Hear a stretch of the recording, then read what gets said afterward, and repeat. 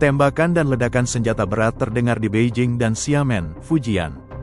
Pejabat dan warga melarikan diri dalam kepanikan saat badai mendekat. Penangkapan Zhang mungkin mempercepat keruntuhan PKC, Partai Komunis China. Setelah Zhang Yuxia dan Liu Zhenli ditangkap, sejumlah besar gambar dan video yang beredar dari daratan China ke platform luar negeri menunjukkan bahwa pusat kekuasaan Beijing telah memasuki keadaan keamanan luar biasa. Zongnanhai, Gerbang Xinhua, dan Tiananmen dijaga ketat oleh polisi bersenjata, personel keamanan berpakaian preman, dan pasukan keamanan internal. Penduduk Beijing melaporkan peningkatan tajam aktivitas pesawat angkut militer di sekitar ibu kota.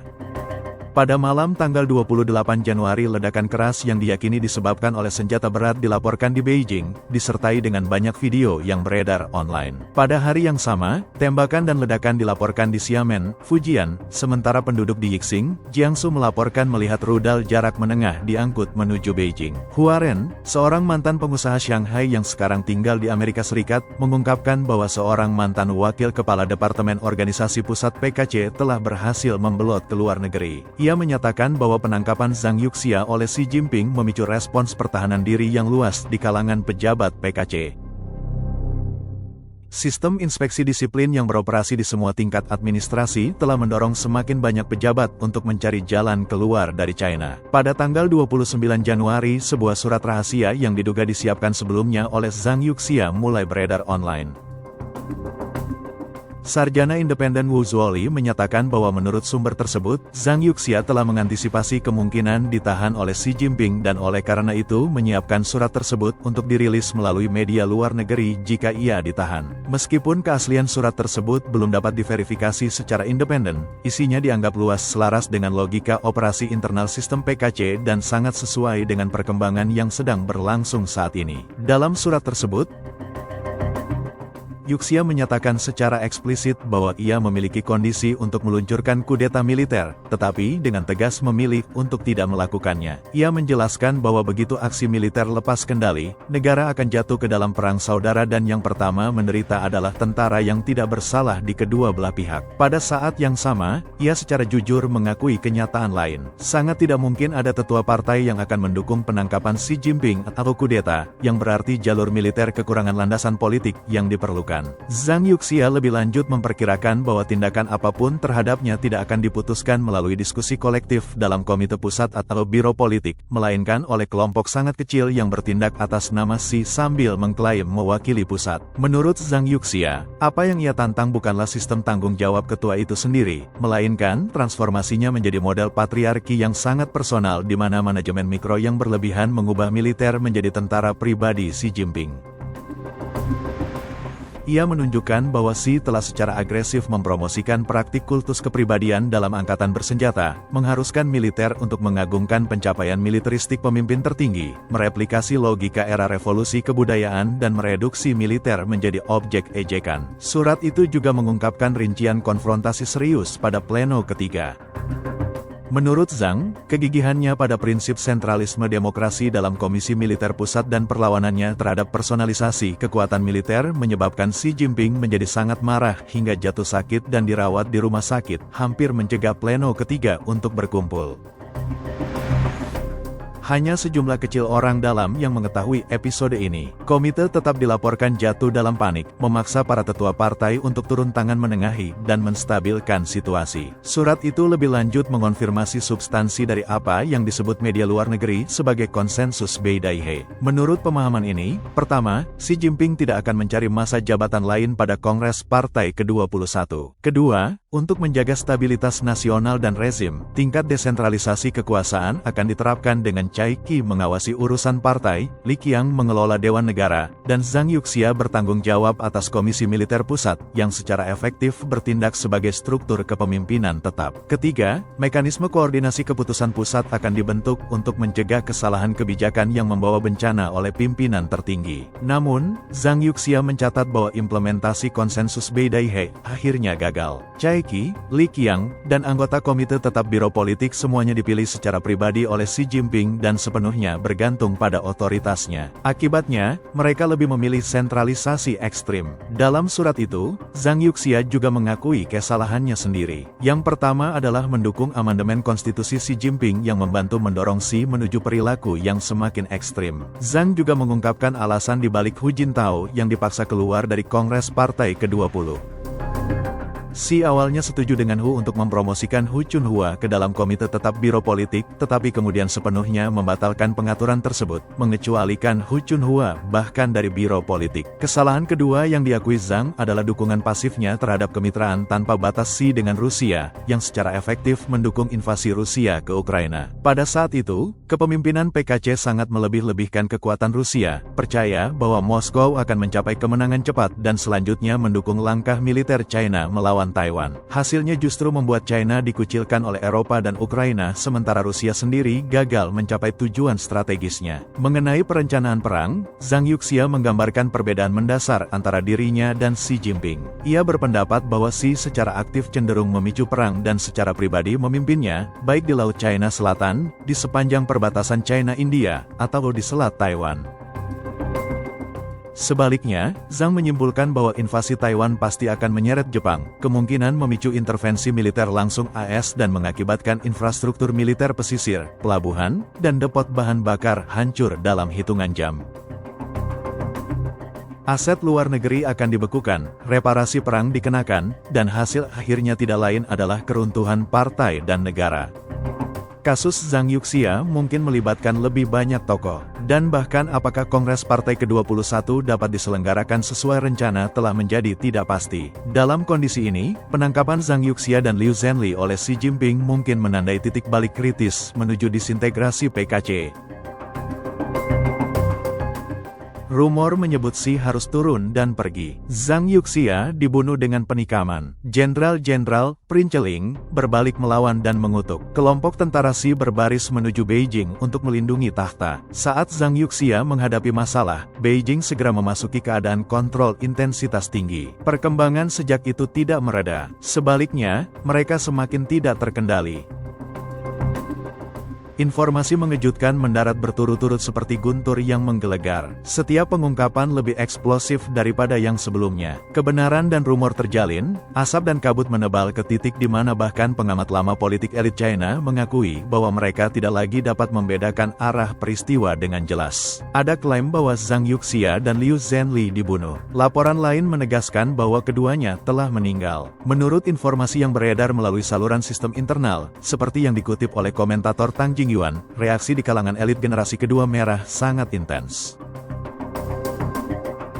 Ini mencakup tidak hanya keluarga politik, tetapi juga sejumlah besar keturunan yang lahir di kompleks dalam sistem militer. Ketidakpuasan dan perlawanan terhadap penanganan Xi Jinping terhadap Zhang Yuxia telah meluas dan eksplisit. Di tengah laporan yang berubah-ubah ini, klaim lain telah mendapatkan daya tarik. PKC diduga telah menyatakan darurat militer di seluruh militer, memerintahkan semua unit untuk tetap di tempat dan menunggu instruksi. Jika benar, ini tidak mewakili peningkatan status siaga rutin, melainkan pembekuan penuh pada manuver dan pengetatan otoritas komando di tingkat nasional. Ini bertepatan dengan laporan bahwa Plat telah memasuki kesiapan tempur tingkat 1 dengan tindakan termasuk penyerahan ponsel, pemutusan komunikasi pribadi, pengawasan yang ditingkatkan, dan restrukturisasi rantai komando.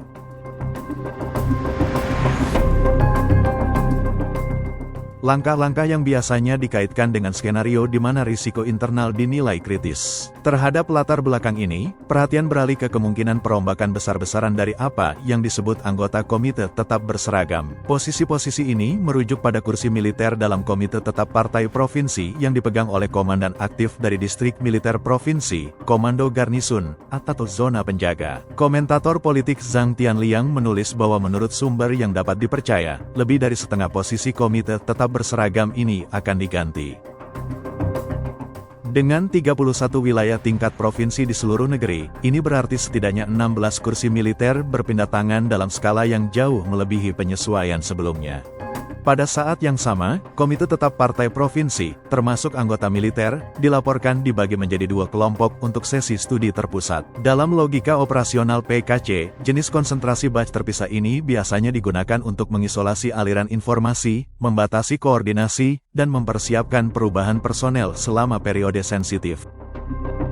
Beberapa laporan menunjukkan bahwa sejumlah besar pejabat berseragam ini memiliki hubungan dekat dengan Zhang Yuxia dan Liu Zhenli. Jika demikian, perombakan tersebut akan menjadi upaya Xi Jinping untuk memutus pengaruh saingannya tepat di titik di mana kontrol partai atas senjata meluas ke tata kelola lokal. Garis analisis lain berpusat pada kalkulasi politik Xi menatap tahun 2027. Laporan asli mengutip mantan pejabat Chia dan Profesor Universitas Georgetown saat ini yang berpendapat bahwa jika Xi berniat mengejar masa jabatan keempat, ia pasti akan menganggap Zhang Yuxia, yang digambarkan sebagai pejabat tinggi dan berkuasa, sebagai sosok yang berpotensi menjadi titik temu yang mampu memimpin oposisi internal. Ketakutan akan otoritas Zhang yang terakumulasi dikutip sebagai alasan Xi menggunakan tindakan ekstrim. Komentator Chai Xia menulis di X bahwa terlepas dari apakah peristiwa tersebut akhirnya hanya guntur besar, hujan sedikit, atau meningkat menjadi pergolakan nyata, meningkatnya ekspektasi masyarakat akan perpecahan militer mengungkapkan kenyataan pahit. Fondasi pemerintahan Xi Jinping menghadapi krisis kepercayaan yang belum pernah terjadi sebelumnya dan legitimasi politiknya habis dengan cepat. Akhirnya, orang-orang menunggu suara tembakan. Biarkan peluru terbang sedikit lebih lama. Lingkaran inti Xi telah lama ditinggalkan. Militer tidak bodoh. Siapa yang mau dikubur bersama satu orang? Setelah kehilangan dukungan publik sejauh ini, akan lebih aneh jika militer tidak memberontak. Dengan dijatuhkannya Zhang Yuxia, faksi Xi runtuh dan seluruh negeri memulai hitung mundurnya. Ketika sentimen publik terpecah, loyalitas militer menjadi tidak terduga. Koordinasi di antara kekuatan anti-Xi sedang terbentuk, hanya menunggu pemicu atau satu tembakan. Begitu tembakan dimulai, itu mungkin menandai dimulainya era baru. 5. Salah perhitungan besar Xi Jinping, meremehkan konsekuensi penahanan Zhang Yuxia. Xi menghancurkan dirinya sendiri dan PKC dalam pergolakan tingkat kekuasaan luar biasa yang meletus di puncak Partai Komunis China. Xi Jinping mencoba untuk mengonsolidasikan kontrolnya atas militer dengan menahan Zhang Yuxia. Namun, Xi salah hitung.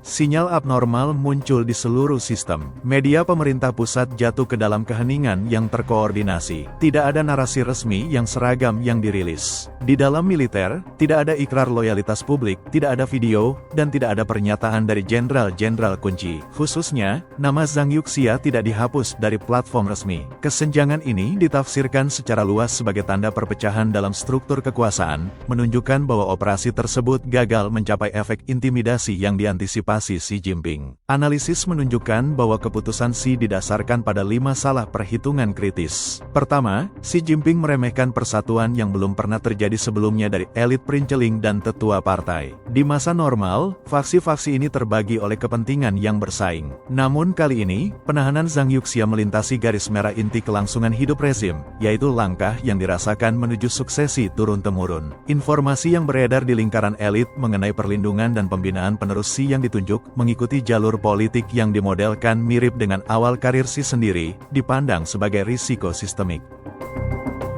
Menghadapi apa yang mereka lihat sebagai preseden berbahaya, faksi-faksi saingan dipaksa untuk bersekutu, bukan karena ideologi yang sama, tetapi oleh rasa takut yang sama. Akibatnya, situasi tidak berakhir dengan cepat. Sebaliknya, itu bergeser ke fase negosiasi yang menyebabkan perpecahan yang lebih dalam. Kedua, Xi Jinping salah menilai pengaruh nyata Zhang Yuxia dalam sistem militer negara partai. Zhang bukanlah sosok yang terisolasi, melainkan simpul pusat dalam jaringan yang tertanam dalam yang membentang di angkatan senjata dan lingkaran pengambilan keputusan elit. Bahkan tanpa langkah balasan yang sukses, jaringan Zhang terbukti mampu melumpuhkan ritme politik normal. Kegagalan untuk menghapus namanya dari catatan resmi, keheningan media kolektif, dan tidak adanya deklarasi militer semuanya menunjuk pada kampanye yang terhenti. Ketiga, Xi Jinping meremehkan tekad perwira militer yang selaras dengan Zhang Yuxia. Kegagalan satu dorongan operasional tidak memadamkan dukungan di dalam angkatan bersenjata. Sebaliknya, dukungan untuk Zhang bergeser ke mode perlawanan diam-diam.